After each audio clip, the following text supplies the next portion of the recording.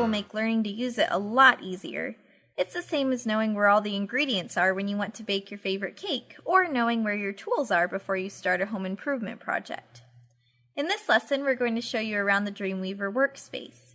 You'll learn where to find all the panels, tools, and commands you'll need to successfully use Dreamweaver.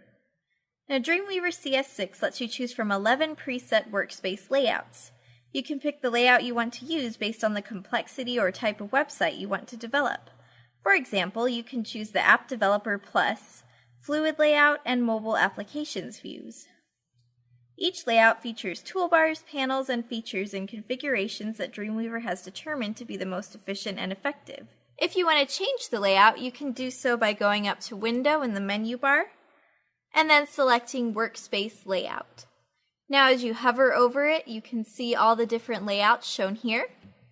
So just take the time to explore these different layouts. You'll use the one that you feel most comfortable using, and the one that lays out the workspace in the most efficient way for you as you work. Now a quick note to CC users, the 11 preset workspace layouts are only available with Dreamweaver CS6. If you're using Dreamweaver CC, you will not see the 11 preset workspace layouts as menu options. Instead, you can create your own workspace layout. So in either version of Dreamweaver, if you don't like the preset layouts, you can create your own workspace layout. So to do this, you'll go up to Window, go back to Workspace Layout, and click New Workspace. Then this dialog box will appear. So go ahead and type in a unique name for your workspace. For this, we'll use Example, and then click OK. So if you go back to the Workspace Layout menu, you'll see that Example has been added. Now if you want to move a panel or inspector, then want to move it back to its original location, go back to this menu, the Workspace Layout menu, and click on Reset with the name of the workspace that you want to reset. So for example, we have our example workspace, which we can reset here. Now let's talk about the menu bar. Dreamweaver CS6 is organized so that you can easily view the toolbars and areas that you need and not have to look at the ones that you don't. This makes finding what you need as easy as can be when you're using Dreamweaver and eliminates the clutter that can be found in other similar programs. So let's go ahead and tour the Dreamweaver interface so you become familiar with its layout.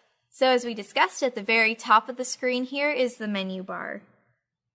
Here you'll find all your menu options: File, Edit, View, Insert, Modify, Format, Commands, Site, Window, and Help. Now over here on the right side of the menu bar, you'll see the workspace layout you're using. You can also switch to a different layout. And to the right of the layout, you'll see a search box to search Dreamweaver CS6. A note to CC users, in Dreamweaver CC, you'll see this button here that allows you to sync your settings to the cloud. You'll also see a circle with an eye in it that you can click on to get help using Dreamweaver. Now let's talk about the document toolbar. The document toolbar is located beneath the tab that contains your document's name. It contains features that allow you to control the view and other options related to the document. So if we click on Code, this moves us to Show Code View. Clicking on this will display only code, HTML for example, in the document window. If we click Split, you can see it splits right down the middle here. This shows both the code and the design, or the actual document. Clicking on Design will show only the design. Live will show you a non-editable version of your document as it will appear in a browser window. This will be fully functional. If you click Preview/Debug in Browser, this allows you to preview or debug the document in a browser window. And then when you click on it, you can see it gives you a list of browsers to choose from, so you'll select the one that you want to use. The document title here allows you to enter a title for the document. This title will be displayed in the browser title bar. If you have already named your document, the title will appear here. File Management will show you the File Management pop-up menu, shown here. And here, Refresh Design View refreshes the design after you make changes in Code View. View Options, when you're in Live View, will allow you to choose options for Code and Design View, including if you want the Design View to appear above or below the Code View. Visual Aids allows you to use visual aids when designing your pages. W3C validation allows you to validate the document or a tag that's selected to make sure the code is correct.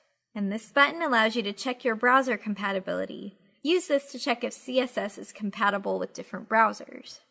And Inspect lets you highlight styles to help identify and troubleshoot CSS. A note to CC users, this is what the toolbar looks like in Dreamweaver CC. You can see that the document toolbar in CC does not contain all the features and buttons found in CS6. Now we'll talk about the document window. The document window is the biggest area in Dreamweaver. It's the area where you'll see your website as it's designed, or the code, depending on the view you're in. The document window is located directly beneath the document toolbar. So for example, this is our document window in code view. Now let's learn about docking panels.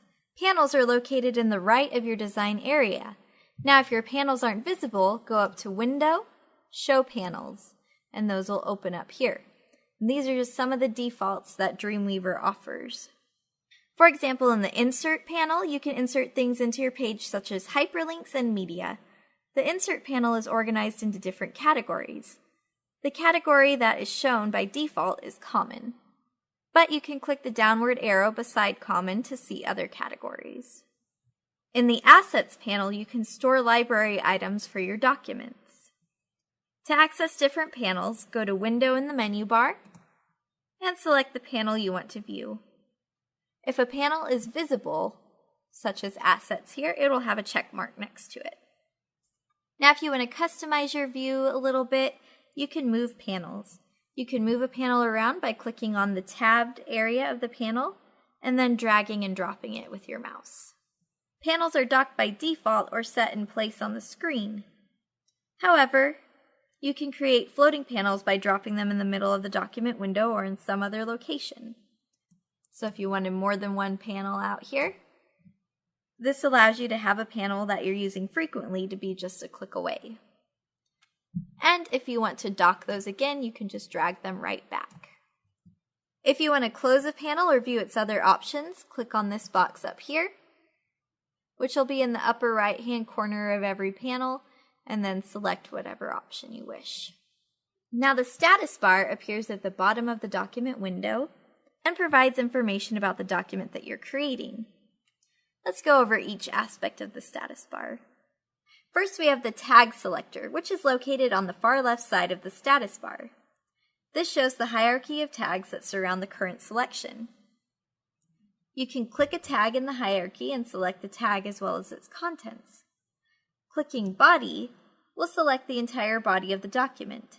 And just so you know, a tag is anything that appears within these kind of brackets in HTML. If you want to set the class or ID attributes, right-click the tag and then select Set Class or Set ID. The Select tool here will enable or disable the Hand tool. The Hand tool is used to click a document and drag it to the document window. Zoom and Set Magnification is to set the magnification for a document. You can zoom in to make it appear bigger or zoom out to shrink it. This will not enlarge or decrease the file size. It's simply changing the size of what you're viewing on the screen. Now let's talk about your fluid grid layouts, which are what look like little monitors here. These allow you to set the size for your web pages for different devices. Included are mobile, tablet, and desktop. Here you'll also see your document size and download times. This will show you the estimated document size and how long it'll take to download. This includes images and other dependent files. The encoding indicator will show you the encoding for your document. So right now it's set at Unicode. Now let's talk a little bit about the Properties Inspector. The Properties Inspector is located beneath the status bar. It displays the properties and options for an element that you have selected on the page. What you see in the Property Inspector will change based on the element you have selected.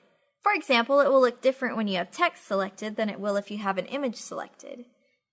You'll also notice that the Property Inspector has two sections for some elements, HTML and CSS. You can switch from one to the other by clicking the appropriate button on the left side of the Property Inspector. Now if we have code selected, the coding toolbar will appear. It only appears when you have code view set. You can use the coding toolbar to perform several coding operations such as highlighting invalid code, adding or removing comments, indenting code, and inserting code snippets. Now you can also customize Dreamweaver's features to match how you use it by changing preference settings. To reach the Preferences dialog box, you'll simply go to Edit and Preferences. And then this will open and it will give you all your different preference options. Now when you first open the Dreamweaver CS6 software, you'll immediately see the opening window, which is what we see here. From this window, you can get started using Dreamweaver by either creating a new file or opening a file that's already in existence. Now if you're using Dreamweaver CC, you'll see a window that looks very similar, but it's customized for the CC version, and that looks like this. So if you're starting from scratch, select what type of document you want to create by going to the Create New column, and then specifying the type. For this course, unless otherwise specified, we'll be using HTML documents. You can also open a web page that already exists on your computer by going to Open a Recent Item and clicking on Open. You'll find and select the file on your computer to be moving to.